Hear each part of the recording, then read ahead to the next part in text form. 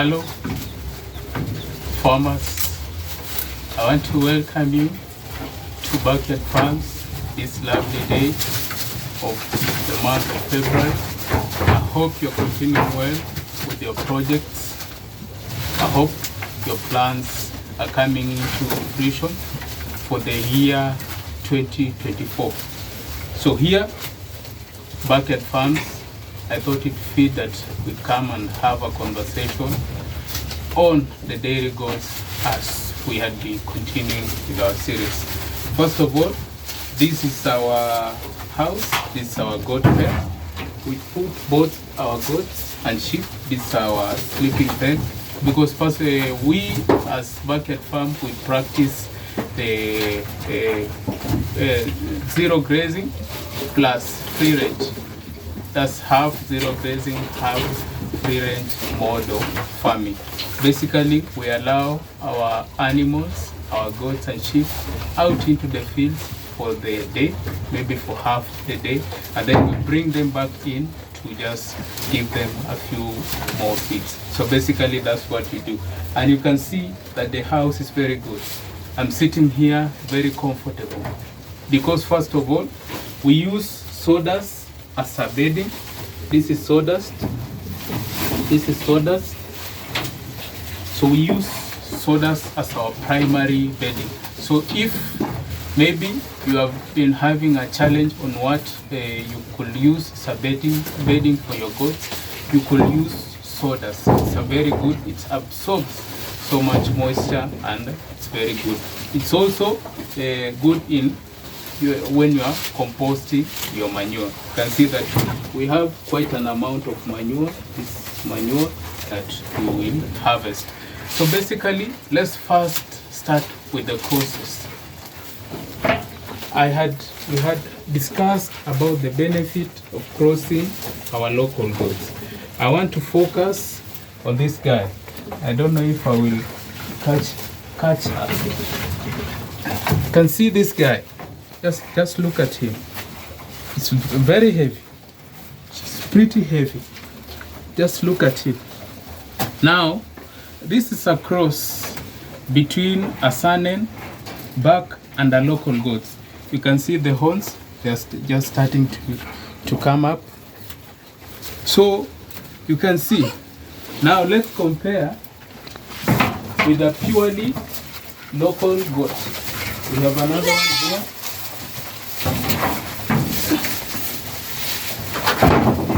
Now this is a purely local goat. This is a purely local goat, and this one is older than the earlier one by a month and a half. But you can see that the crossed one is larger and it's heavier than the other one. They are both females. So basically, first of all, we see that the time taken to achieve maturity or to achieve the market value, it's higher for the crosses than our local goats. So after we have looked at that, I've been having questions. People are asking me, how do I tell that this is a dairy goat, that this is an exotic goat? We'll start with the Saanens. The Saanens are basically white or creamy in color. Those are their colors. So if someone is selling you a Saanen goat, you have to make sure it's either white or creamy in color. Their backs are basically very large. When mature, they can weigh up to 100 kilograms. Their does or the females, they weigh up to 60 to 70 kilograms. That is when they are mature. Under good management, and when we are talking about good management, when you have proper feeding, proper vaccination, proper cleaning, all round proper treatment, you can expect up to 5 liters of milk each and every day. And in our local market here, we sell a liter of goat's milk at Kenya shillings 200. Basically, that's like $2 or something in the US currency value. So basically, you see that there is a lot of incentive in getting into dairy farming. Now let's look at the alpine. Let's look at the alpine. When it comes to the alpine, we have two. We have the British. No, the British have the Toggenburg. When it comes to the alpine, this basically originates from the French Alps. The French Alps. Basically, they come in a number of colors, from gray to brown to red, and basically they are of medium weight. Their backs can weigh from 70 to 80 kilograms, and their doors can weigh from 60 to 65 kilograms. Under good management, they can produce 1 to 3 liters of milk each and every day. We have another breed, which are the Toggenburgs. The Toggenburgs, we have those from Swiss or Switzerland, and we also have the British Toggenburgs. The British Toggenburgs are basically larger than the Swiss Toggenburgs and can weigh up to 100 kilograms in weight. Those are the bugs. The does can weigh up to 70 kilograms. And for the Swiss variety, they are basically smaller than the British varieties. So those are the three main dairy goats that we do have. The Saanen, we have the Alpines, and we have the Toggenburgs. Out of these, we get crosses. A cross of a Saanen and a local goat, a cross between a Toggenburg and a local, a cross between a German Alpine and a local goat. So basically, the crosses come from these three exotic goats. So basically, when you are crossing, for example, a Saanen and a local goat, what we are looking for is to improve your goats. First of all, the conversion of fats to muscle is high in the exotic goats. Basically, you improve, that's first. Two, you improve on the amount of milk that your goat can produce. You have seen that the Saanen can produce 4 to 5 liters of milk each and every day under good management. So basically, you're improving that. You're also improving on the value, because local goats, a mature buck can go for up to 7,000 Kenya shillings. That's basically like $70 or so. But when it comes to these exotic breeds, a mature buck can go for up to 30,000 Kenya shillings. That's like $300.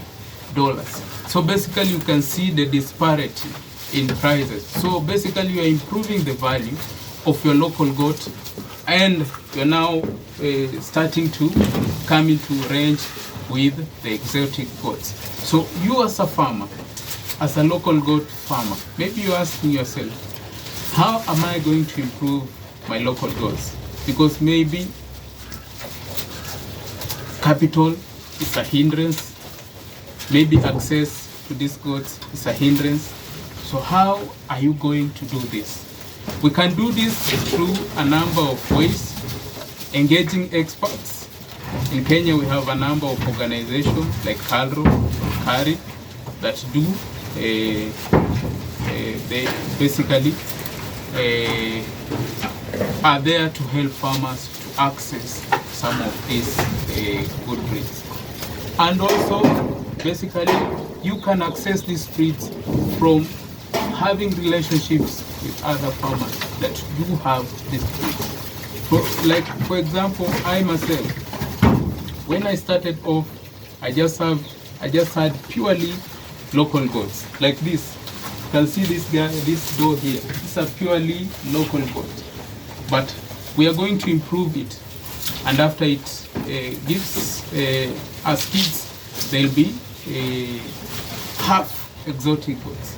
So basically, what I did is that I sought from farmers who are these exotic goats. And I agreed to their conditions, that you'll just bring your doe, it will get served, and you'll go back. I agreed to their conditions. And through that, I was able to access and have my own buck. My own buck, I purchased it from a market. But before that, I had already accessed the breed from some of these farmers. Because you can see, like this female, this is a cross between a Saanen and a local goat. You can see this one.